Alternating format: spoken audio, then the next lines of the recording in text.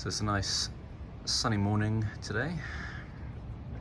Good to start the weekend off with a bit of sun. And today I've got a watch review. It's a Bond watch. A bit of an old school watch. What I mean by that is it was worn by Roger Moore in Live and Let Die in 1973. So he did actually wear several watches in that movie. He wore the Submariner and he wore this one, or rather the second version of this watch. So this is the Hamilton, they call it PSR now. This came out originally in 1972. It's a nice wooden box. 1972 for the P1, and then Roger Moore wore the P2 in the movie. In the movie, you can see him wearing it in kind of this first part of the movie. He's in his apartment. I think M comes to visit him, and he checks his time. He checks the time twice. So he presses a button, the watch lights up, kind of shows the functionality, and then actually in that same scene, he's also handed his Submariner. So here we go. It's a nice wooden box.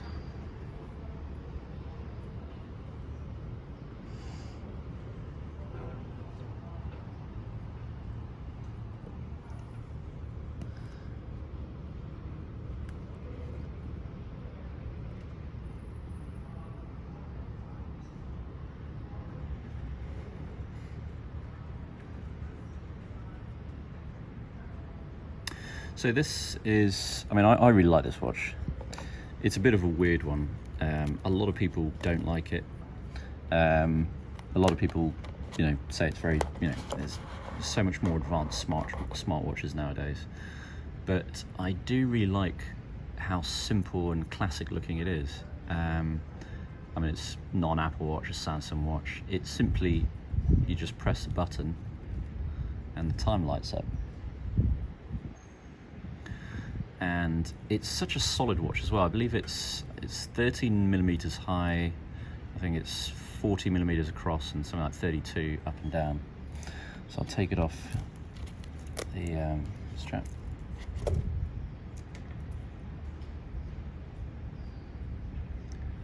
mean, the weight of it, if I take, it doesn't feel like a cheap watch. So if I compare it to my Tudor, in terms of weight, there's actually not too much different. The Tudor is slightly heavier, but in terms of, this feels like you're not getting a cheap plastic Casio watch or something. A lot of people will say, there's no way it's worth it. It's only a digital watch. It's not worth £675.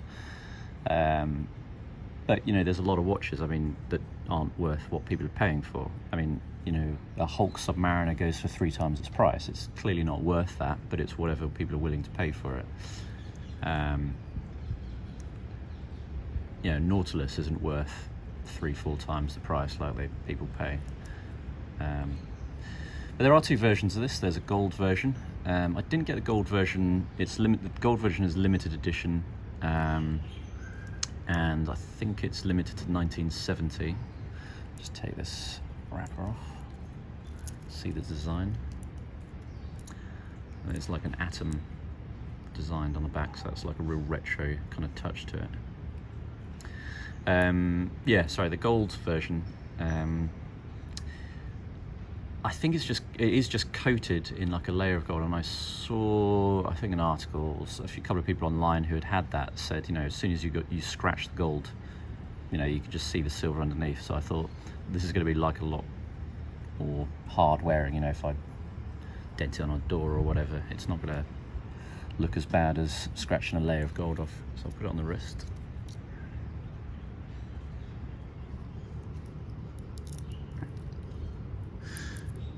So the dealer did size it for me.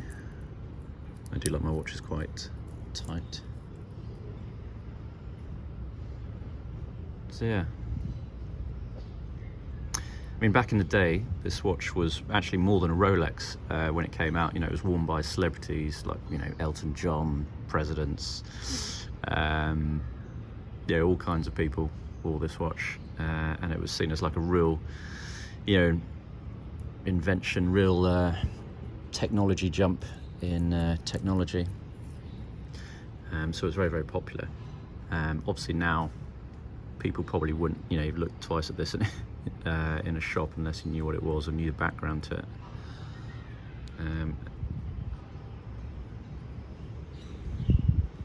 So you can go to seconds. So that's pretty much it. Overall, it's a very cool watch, very retro, very basic. It feels really solid, so I'm looking forward to start wearing this. Thanks for watching.